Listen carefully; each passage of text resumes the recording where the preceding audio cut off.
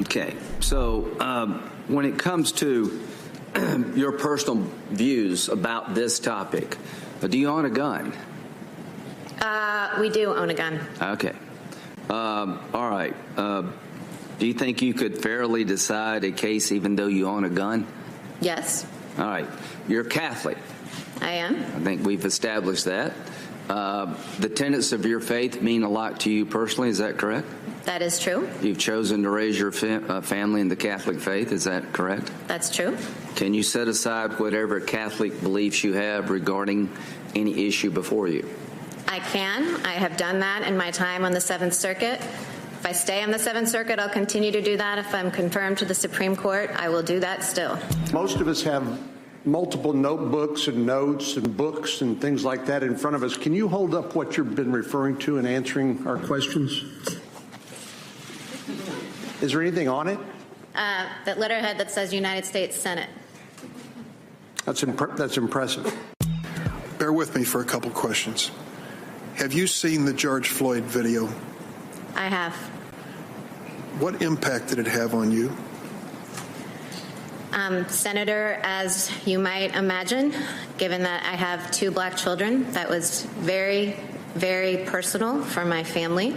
My children, to this point in their lives, have had the benefit of growing up in a cocoon where they have not yet experienced hatred or violence.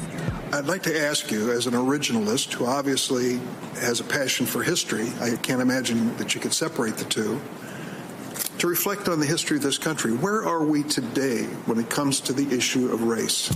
I think it is an entirely uncontroversial and obvious statement, given, as we just talked about, the George Floyd video, that racism persists in our country. As to putting my finger on the nature of the problem, whether, as you say, it's just outright or systemic racism, or how to tackle the issue of making it better, those things, are policy questions. They're hotly contested policy questions that have been in the news and discussed all summer. Tell me why textualism and originalism are important to you. Because I think that both statutes and the Constitution are law.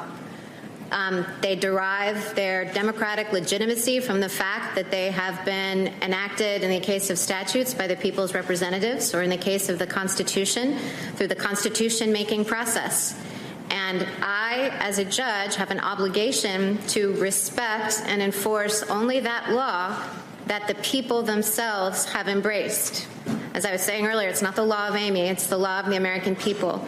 And I think originalism and textualism, to me, boil down to that, to a commitment to the rule of law, to not disturbing or changing or updating or, adjusting in line with my own policy preferences what that law requires. And I want to run through a few examples. So Brown v. Board of Education, as we know, that holds that the 14th Amendment prohibits states from segregating schools on the basis of race. So is that precedent? Yes. That can't be overruled. Well, that is precedent. And as I think I said in that same article, it's super precedent. People consider it to be on that very small list of things that are so widely established and agreed upon by everyone. Calls for its overruling simply don't exist. Okay. Is Roe a super precedent? How would you define super precedent?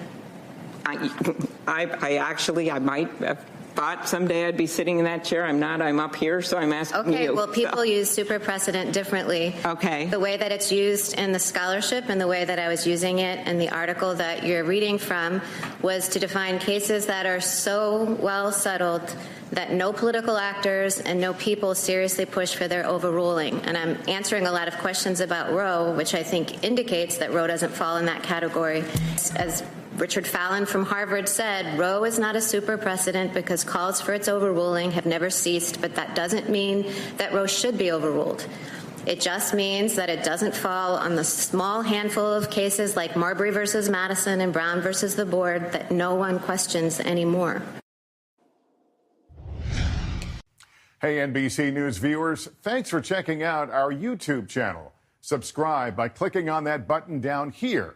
And click on any of the videos over here to watch the latest interviews, show highlights, and digital exclusives. Thanks for watching.